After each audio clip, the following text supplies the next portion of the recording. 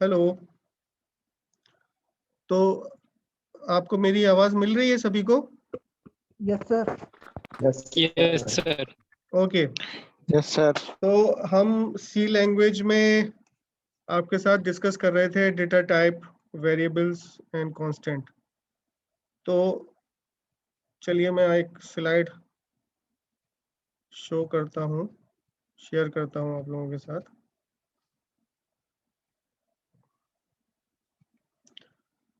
ये स्लाइड आपको दिख रही है? यस सर, दिख रही है। वेरिएबल्स। तो हम आपके साथ ये डिस्कस करेंगे वेरिएबल्स। बहुत से लोग अभी लास्ट टाइम थे नहीं, तो वेरिएबल्स, डेटा टाइप्स, कांस्टेंट्स सी लैंग्वेज में। तो बेसिकली वेरिएबल्स हम यूज करते हैं, मींस कोई अल्फाबेट का कॉम्बिनेशन हम यूज कर सकते हैं। Suppose AB, AM, M, N, कोई भी अल्फाबेट यूज कर सकते हैं। और हम अंडरस्कोर भी यूज कर सकते हैं उसके कॉम्बिनेशन में, नंबर्स भी यूज कर सकते हैं उसको बनाने में। बट कुछ लिमिटेशंस हैं, जैसा कि आप अभी देखेंगे। मींस पहला लेटर आपका वेरिएबल बनाने में अल्फाबेट होना चाहिए, ठीक है? कोई स्पेशल कैरेक्टर भी नहीं होगा, first letter must be alphabet. अच्छा, इसमें कैपिटल और स्मॉल लेटर्स का अपना एक सिग्निफिकेंस है, both are distincts. Suppose capital A is equal to 5 आप रखते हैं तो उसकी अपना सिग्निफिकेंस होगा, और अगर स्मॉल a रखते हैं, A इज इक्वल टू 2 रखते हैं स्मॉल a, तो स्मॉल a की अपनी वैल्यू होगी। कैपिटल A की और स्मॉल a की दोनों की वैल्यू का मतलब अलग अलग होगा। और हम अपनी एक्सप्रेशन में, सपोज हमने एक एक्सप्रेशन बनाई, सब m is equal to a small capital A plus 2 into small a, तो a की वैल्यू जो 5 हमने डिक्लेयर की है, तो स्मॉल कैपिटल में a की वैल्यू जो कैपिटल के साथ हमने डिक्लेयर की है, अगर 5 a is equal to 5 as a capital letters, तो वो 5 ट्रीट करेगा। और a की वैल्यू हमने स्मॉल में 2 असाइन की है, तो वो 2 ट्रीट करेगा स्मॉल a के प्लेस पर, ठीक है? तो चलिए कुछ डिस्क्रिप्शन है, आप देख लीजिए, जो कि मैं आपको बता भी रहा था। Variable is an identified that is used to store और retrieve data in a program, ठीक है ना? हम कोई भी प्रोग्राम में वेरिएबल यूज करते हैं किसी वैल्यू को, डेटा को स्टोर करने के लिए, रिट्रीव करने के लिए, इनपुट करने के लिए। ओके, अभी मैं आपको एग्जांपल दिखाऊंगा। What type of data values can be stored in a storage memory? It can be defined through the type of variable, ठीक है ना? हम जिस तरह का डेटा, जैसे कि अभी हम डेटा टाइप में देखेंगे कि जिस तरह का डेटा बेसिकली हमारे साथ हमारे इर्द गिर्द एग्जिस्ट करता है, हमारे साथ एग्जिस्ट करता है, या हमारी प्रॉब्लम में एग्जिस्ट करता है, तो उसी तरह का डेटा, जिस तरह का डेटा, उस तरह का वेरिएबल हम डिक्लेयर करेंगे अपने प्रोग्राम्स में। तो कैसे डिक्लेयर करेंगे ये भी मैं आपको एग्जाम्पल में दिखाता हूँ, और डेटा टाइप्स के बारे में भी बताता हूँ। The type a value can be assigned in a variable through assignment process. Assignment operator के थ्रू हम आगे अभी ऑपरेटर्स भी डिस्कस करेंगे। तो असाइनमेंट ऑपरेटर के थ्रू हम किसी वेरिएबल में कोई डेटा, कोई वैल्यू असाइन कर सकते हैं, या फिर हम इनपुट फंक्शन की मदद से, एक इनपुट स्टेटमेंट है उसकी मदद से भी हम वेरिएबल में डेटा रिट्रीव, स्टोर कर सकते हैं, रीड कर सकते हैं। देखेंगे एग्जाम्पल में। Okay, the type of variable must be declared before a value assigned और input to the variable.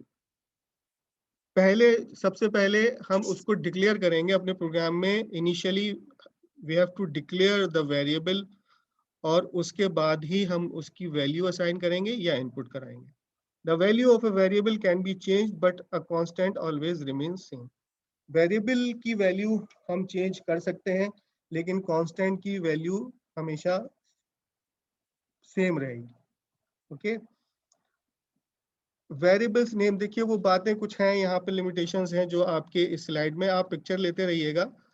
Variable must be declare, जैसा कि मैंने शुरू में बताया, variable must be declare by a given name, make a name that reflects the role of the variable in a program. जैसे कि हम कोई वेरिएबल बना सकते हैं, सम avj stu underscore name roll underscore number, that is roll number। तो इस तरह से हम वेरिएबल अल्फाबेट्स के कॉम्बिनेशन से हम वेरिएबल्स को बना सकते हैं। लिमिटेशंस है, name must begin with a letter, can not begin with a digit. जैसा कि मैं बता रहा था आपको, variable can contain letters, digits और and underscore. Keywords are not allowed as variables. Okay, तो ये वैलिड वेरिएबल्स की कुछ एग्जांपल्स हैं, जैसे A B, C A B, N A M E, name, AK123, money, these are the valid variable names.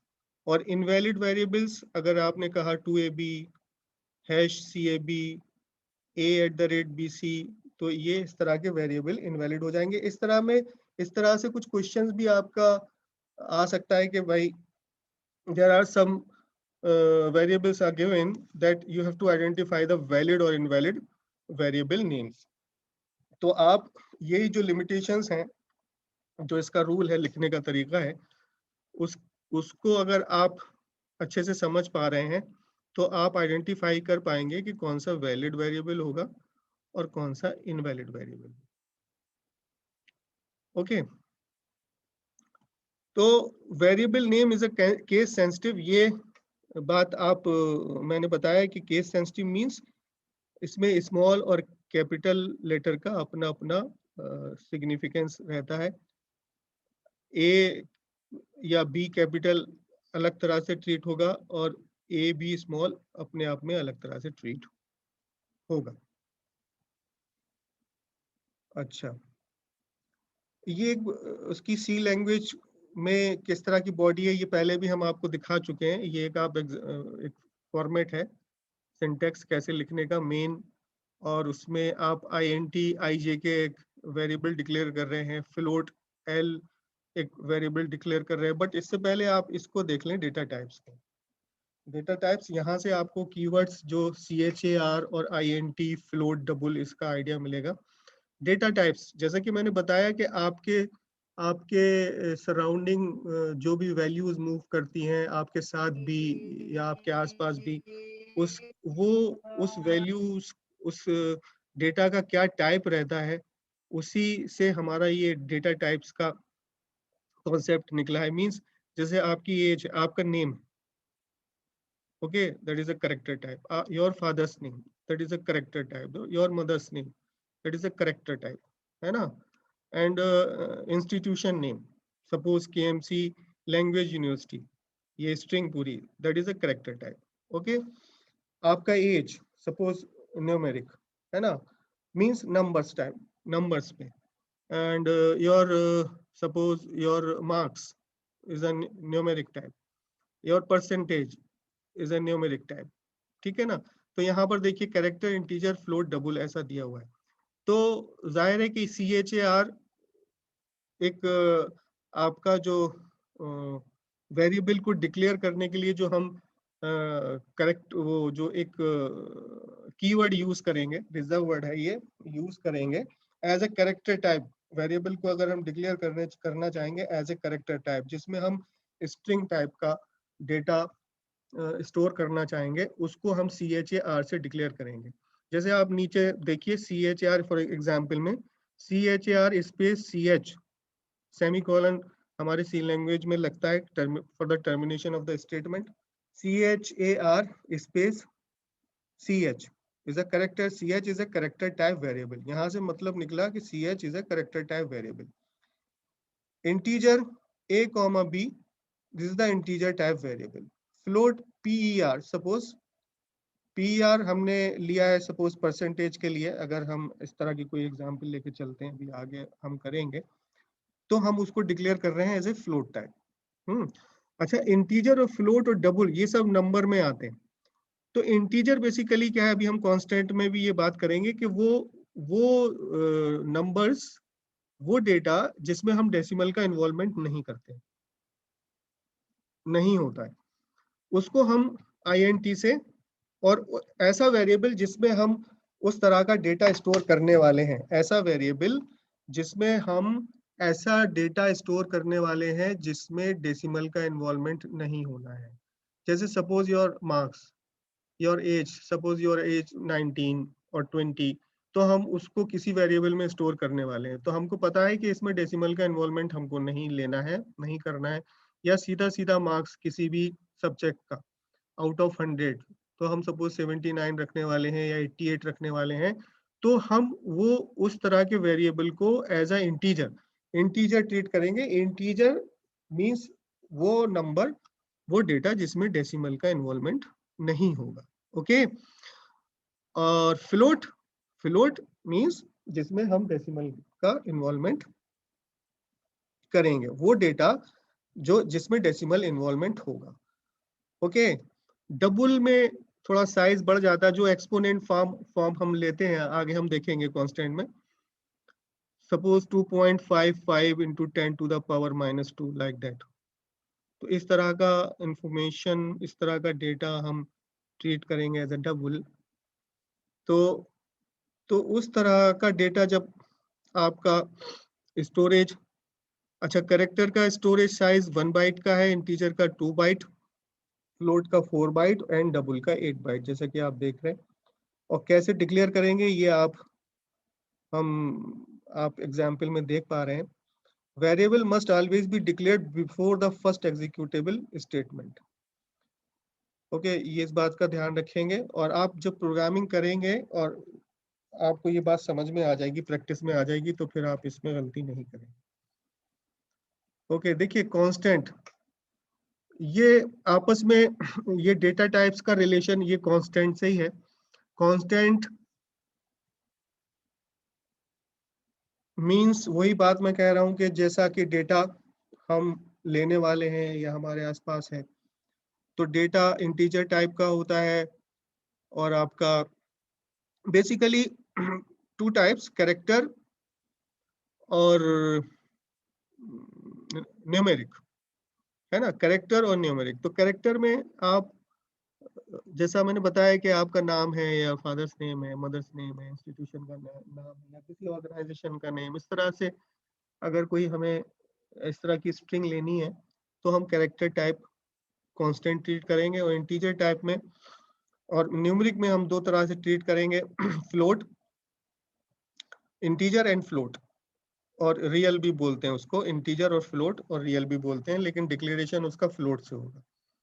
तो integer constant, it must have at least 1 digit, no decimal point in the digits, जैसा कि मैंने बताया आपको। It may be either positive और negative, commas or blanks not allowed in integer constant, range from integer constant from range for integer constants from -32768 plus 32767। और ये example है 456, 56, 7, इस तरह का ये जो नंबर्स हैं ये सब इंटीजर कॉन्स्टेंट्स हैं। -786, -785, ये सब वैलिड इंटीजर कांस्टेंट है, वैलिड इंटीजर कांस्टेंट है। इसमें कोई आगे पीछे कोई कैरेक्टर नहीं लगना है। अगर अगर आपने लिख दिया #456 तो इनवैलिड हो जाएगा, ठीक है ना, _ 56 56 हैश, ये सब इनवैलिड होगा। तो नंबर्स मीन सीधा सीधा नंबर आपको यूज करना है, जैसे नॉर्मली आप करते हैं। ओके, रियल टाइप या फ्लोट टाइप कांस्टेंट, इसको हम एक चीज और लिख देते हैं, float type constant, it must have at least 1 digit,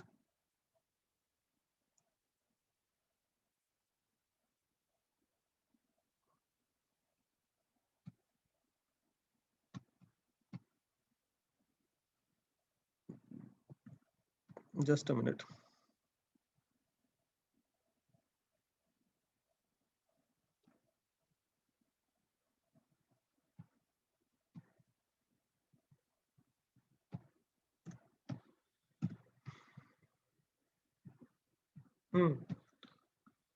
तो आपका फ्लोट में मेन बात वही है कि डेसिमल का इन्वॉल्वमेंट है, तो it must have decimal point in the digits. It may be either positive और नेगेटिव. कॉमास और blanks not allowed in float constant और रियल कांस्टेंट. और ये एग्जांपल है 32.25 is a real constant. 450 is of course real or float constant. Minus 35.5 comma minus 45.245 are valid real constant. ठीक है ना.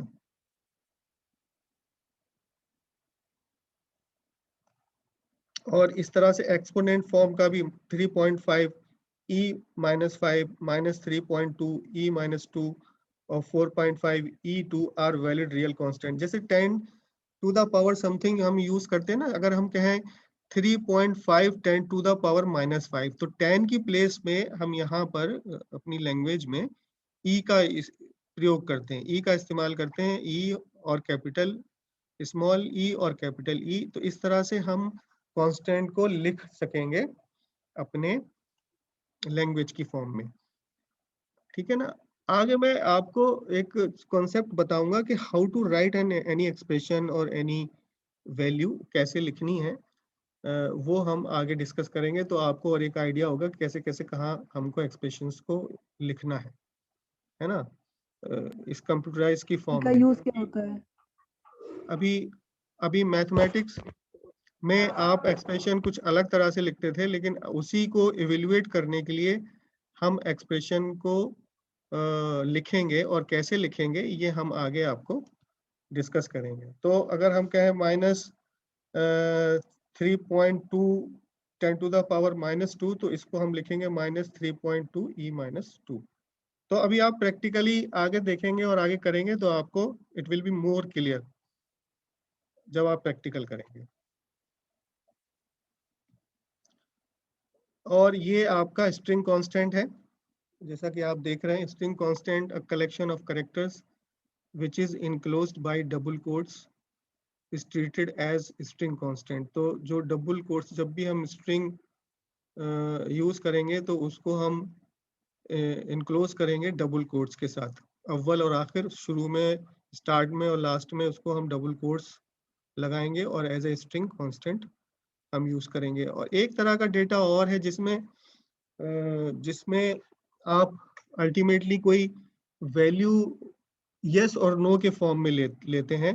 जरूरत पड़ती है जब हम कंडीशनल चीज़ों का या कंडीशनल कॉन्सेप्ट जब हमारे सामने आता है, तो अल्टीमेटली हमको जैसे a greater than b, a की कोई वैल्यू है, a is equal to 5, b is equal to 2, तो कभी हमको ऐसा रिलेशनल ऑपरेटर के साथ चेक करना पड़ता है कि if a greater than b, तो आइदर ये ट्रू होगा या फॉल्स होगा. तो ऐसा भी केस हमारे लॉजिकल एक्सप्रेशंस में या लॉजिकल कोई कॉन्सेप्ट बनता है उसमें सामने आता है. तो उसमें अल्टीमेटली आपको ट्रू और फॉल्स की वैल्यू मिलती है, जिससे आगे के डिसीजंस या आगे की एक्सप्रेशंस को हम सॉल्व करते हैं या कोई डिसीजन बनाते हैं. ओके. तो इस तरह के ये कांस्टेंट इन्वॉल्व होते हैं हमारी प्रॉब्लम में. कैरेक्टर का होगा, नंबर का होगा, नंबर में हमारा रियल इंटीजर और रियल होगा, और एक लॉजिकल टाइप का कांस्टेंट जिसका रिजल्ट ट्रू और फॉल्स में हम पाएंगे. ओके. अच्छा, अब ये एक प्रॉब्लम, सिंपल सी प्रॉब्लम है, आप देखें इसमें.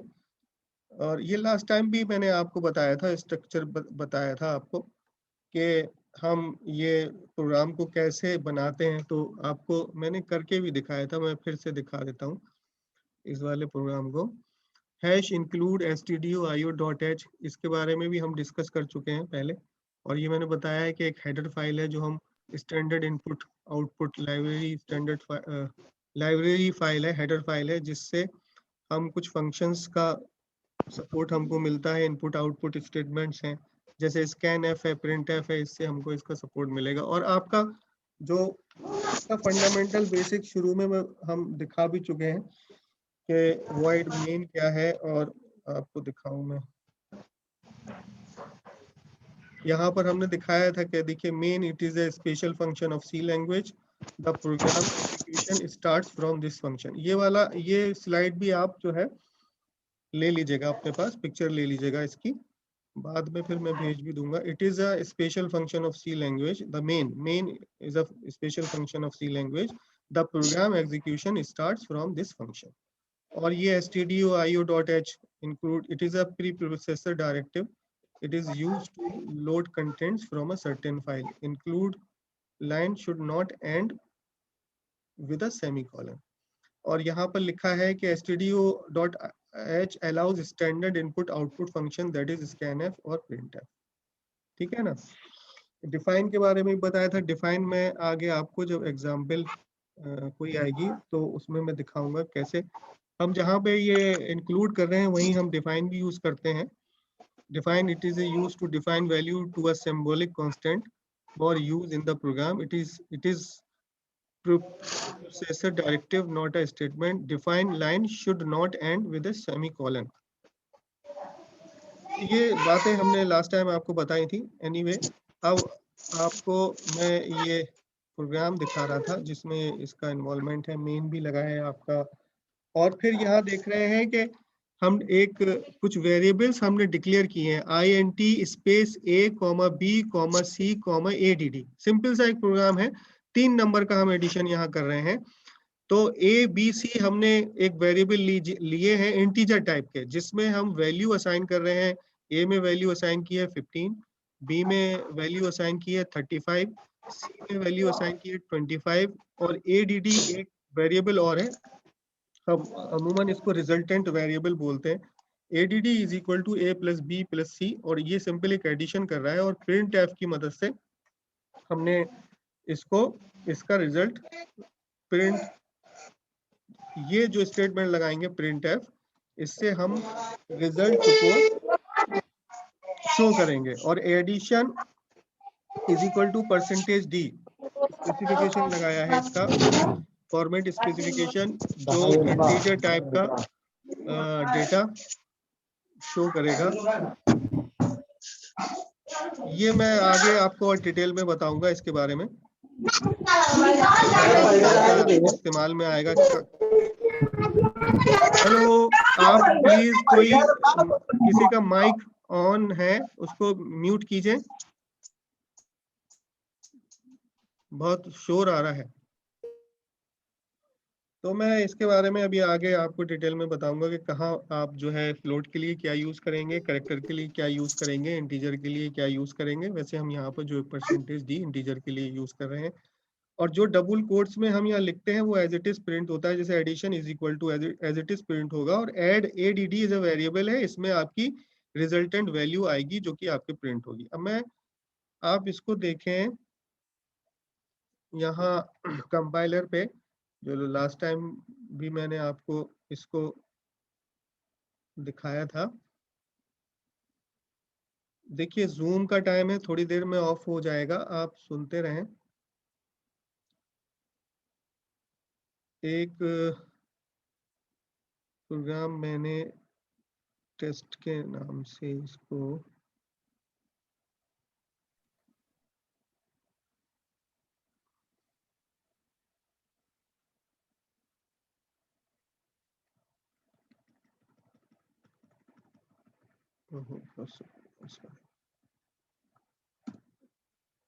ये देखिए, ये जो सेम प्रोग्राम जो आप यहाँ देख पा रहे हैं, ओके, इसी को आप यहाँ देखें कि कैसे कंपाइलर पे, इसके एडिटर पे लिखा गया है। और ये आपको फाइल जो dev C++ की है, ये मैं आपको डिटेल में बता दूंगा कि कहाँ से कैसे इंस्टॉल करके डाउनलोड करेंगे, और कभी मेरे पास आएंगे तो मैं भी दे दूंगा, और आप अपने सिस्टम पे। और फिर यहाँ हम एक सेशन रखेंगे बीच बीच में, जो प्रैक्टिकली आपको हम करा देंगे इसको, ठीक है ना। हम आपका प्रैक्टिकल का सेशन भी रखेंगे और वो हम आपको कराते जाएंगे। उसका शेड्यूल में भेज दूंगा बाद में, थोड़ा ये आगे बढ़ जाए लैंग्वेज, फिर जब आपको, फिर मैं इसका प्रैक्टिकल आपको कराऊंगा। वैसे आपके टाइम टेबल में है जहाँ भी है, लेकिन अभी जब जब हमें बुलाना होगा फिर हम आपको बुला लेंगे। एनीवे, तो void main जैसा कि आपने देखा कि इस तरह से प्रोग्राम लिखा हुआ है कंप्लीटली जो है, और मैं इसको यहाँ मेनू पर जाके एग्जीक्यूट कंपाइल एंड रन, ठीक है, कंपाइल एंड रन करेंगे तो देखिए इसका आंसर आपको यहाँ विंडो में दिखाई दे रहा है, addition is equal to 75। Okay, addition is equal to 75 ये आपको दिख रहा है, ठीक है। अब मैं यहाँ पर देखिए एक वेरिएबल और मैं यहाँ डाल देता हूँ। सपोज जैसे कि मैं बता रहा था कैपिटल और स्मॉल स्मॉल की अपनी एक अहमियत है, और अब मैं यहाँ a is equal to small a भी लगा हुआ है, ठीक है, स्मॉल a भी है यहाँ पर, और कैपिटल A को भी हमने यहाँ ले लिया। अब दोनों की बात अपने आप में अलग होगी और दोनों अपना काम करेंगे, और यहाँ हम देख लेते हैं प्लस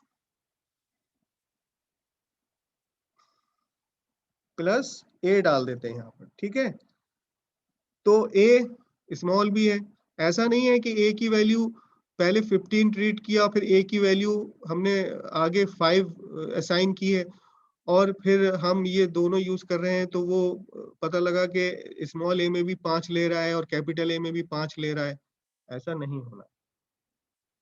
इसको मैंने सेव किया कंट्रोल S से, इसको मैंने सेव किया, चेंजेस किए कंट्रोल S से, मैंने इसको सेव किया, एग्जीक्यूट पे गए, कंपाइल एंड रन, और अच्छा ओके एरर है। एरर ये है कि हमने इसको कॉमा से सेपरेट नहीं किया, एरर आना चाहिए, ठीक है। देखिए मैंने पहले भी ये बात बताई थी कि एरर आना जरूरी है, और एरर आएगी, गलतियां होंगी, तो गलतियों से हम सीख पाते हैं और बहुत अच्छे से सीख पाते हैं। जितनी गलती होगी गलती से हम बहुत अच्छे सीख पाते हैं, और फिर हम अपने प्रैक्टिस में मैच्योर हो जाते हैं कि भाई अच्छा ऐसा करेंगे तो ऐसा हो जाएगा, इसके करने से इसके ना लगाने से ऐसा हो जाएगा, ये हमें बात समझ में आती है। तो अभी देखिए हमने इसको कॉमा से यहाँ सेपरेट नहीं किया था, तुरंत एरर आई, और अब हम इसको सेव करके आगे बढ़ते हैं और हम इसको कंपाइल करते हैं। तो आप देखिए पहली इसकी वैल्यू 75 आ रही थी 75 आ रही थी। ए हमने एक वेरिएबल और लिया एज अ कैपिटल लेटर्स में, और उसकी वैल्यू हमने 5 असाइन की। ओके, तो हमने देखा कि उसने सारा अपना कंप्लीटली एक्सप्रेशन ने काम किया और सारी वैल्यूज ऐड हो गई। ओके, सारी वैल्यूज ऐड हो गई, ठीक है ना, ठीक है ना। Okay, are you getting this point? और आपको ये दिख रहा है, ये बात समझ में आ रही है, और आप इसको प्रैक्टिकली करेंगे तो इंशाल्लाह और समझ में आएगा आपको, है ना। और जहां भी कोई जब आप आएंगे प्रैक्टिकल में और मैं आपको कराऊंगा, आपको कोई भी प्रॉब्लम होगी, और वैसे भी आप अगर अपने सिस्टम पे करें तो कभी भी मुझे ऑफ टाइम में कभी भी आप मुझसे पूछ सकते हैं। जब आप सिस्टम में करें और कोई प्रॉब्लम आएगी तो मुझसे पूछ लीजिएगा, व्हाट्सएप पे डाल दीजिएगा मैसेज, फिर मैं पर्सनली भी बात करके पूछ सकता हूँ और वैसे व्हाट्सएप पे भी आपको कमेंट कर सकता हूँ। ओके, अच्छा नेक्स्ट, चलिए अब ये तो एक सिंपल सी प्रॉब्लम थी। अब हम इनपुट आउटपुट फंक्शन की बात करेंगे। ओके, तो जो हम सी लैंग्वेज में इनपुट, जो अभी तक आप ये देख रहे थे, आपने देखा कि हम डायरेक्टली वेरिएबल में वैल्यू को असाइन कर रहे थे, कर सकते हैं नो प्रॉब्लम। लेकिन क्या होगा कि जब जब हम उस प्रोग्राम को रन करेंगे तब तब वो प्रोग्राम उस पर्टिकुलर वैल्यू के लिए ही काम करेगा। आप डायरेक्टली प्रोग्राम में जाके चेंज करके तो कर सकते हैं, लेकिन आप चाहें कि भाई हम कीबोर्ड की मदद से कोई वैल्यू दें और वो प्रॉब्लम उस वैल्यू पे एग्जीक्यूट हो, काम करे, और उस वैल्यूज के हिसाब से रिजल्ट आना चाहिए जो हम कीबोर्ड के थ्रू देंगे। तो कीबोर्ड के थ्रू देने के लिए हम जो एक इनपुट फंक्शन यूज करते हैं वो scanf यूज करते हैं अपना सी लैंग्वेज में। तो scanf uses as input function, it is used to read any given input by the keyboard। ठीक है, सिंपली यहाँ लिखी हुई है ये बात, और ये मैं आपको बता रहा हूँ कि जब हम ऐसा प्रोग्राम बनाते हैं जहां हम scanf का यूज करते हैं तो वहां हम कीबोर्ड से वैल्यूज देंगे और उन वैल्यूज पे वो प्रोग्राम काम करेगा, और जो एक्सप्रेशन हमने लगाई है वो उसके हिसाब से इवेल्युएट होगी और आपका रिजल्ट आपको मिलेगा। ओके, तो scanf uses as input function, it is used to read any given input by the keyboard. Okay. printf, जैसा कि आपने देखा अभी हमने यूज किया printf यूज करते हैं as a output function, it is used to display the output on screen. Okay. ये एक सिंपल सी प्रोग्राम है जो इनपुट और आउटपुट के फंक्शन के साथ आपके सामने है. Program for using scanf printf function to evaluate sum of two number. Simple C एक प्रॉब्लम है जो हम इसकी मदद से करेंगे. वही सेम लिखा है, void main int a b sum printf enter value of. printf से जो भी हम लिखेंगे ना वो स्क्रीन पे आएगा. तो देखिए हमने यहाँ printf को, आप देख पा रहे हैं कि यहाँ हमने printf को, इस प्रॉब्लम में आप देखें कि यहाँ हमने printf को scanf से इनपुट से पहले ये एक यूज किया है, और ये यूजर को दिखाने के लिए, उसको इंडिकेट करने के लिए, दर्शाने के लिए कि आप वैल्यू को एंटर कीजिए. लिखा है enter value of a and b. इसके करने से क्या होगा कि जैसे ही प्रोग्राम रन होगा तो पहले ही ये मैसेज आएगा enter value of a and b. ये मैसेज आएगा और उसके बाद आप वैल्यू जो इनपुट करेंगे वो बेसिकली आपका जो वैल्यू इनपुट करेंगे वो scanf की मदद से होगी, और पहली वैल्यू a में स्टोर हो जाएगी और दूसरी वैल्यू b में स्टोर हो जाएगी. ओके. तो फिर ये आपका समेशन a प्लस b और printf आउटपुट लिखेंगे, लिखा मिलेगा और सम इज इक्वल टू उसके आगे वैल्यूज आ जाएगी. तो ये इस तरह से काम करेगा. चलिए इसको हम आपके कंपाइलर पे, उसके एडिटर पर लेके चलते हैं और एक नया प्रोग्राम बना लेते हैं जो आपको दिखाते हैं. ये हमने सेम प्रोग्राम यहाँ कॉपी कर दिया. अब इसमें कोई अगर एरर होगी तो एरर आएगी, और इसको हम सेव करते हैं test2 के नाम से या test1.c. ओके. और फिर मैं इसको एग्जीक्यूट करता हूँ. अगर कोई एरर आएगी तो पता चलेगा, और नहीं होगी तो ठीक है. ये जो बात मैं कह रहा था, enter value of a and b, है ना, ये मैसेज किसकी मदद से आया है? जो हमने scanf से पहले एक printf लगाया है उसकी मदद से ये हमारा मैसेज आया, enter value of a and b. तो ये printf काम कर रहा है, और अब हम जो वैल्यू सपोज 4 देंगे और ये 5, ये कर्सर यहाँ मूव करता रहेगा जब तक scanf में जितनी वैल्यूज आपने a को लिया है और b को लिया है, 2 वेरिएबल लिए हैं, तो 2 वैल्यूज आप जब तक यहाँ डाल के एंटर करके गुजरेंगे नहीं, तब तक वो अगली एक्सप्रेशन, अगला स्टेटमेंट एग्जीक्यूट नहीं, रन नहीं होगा.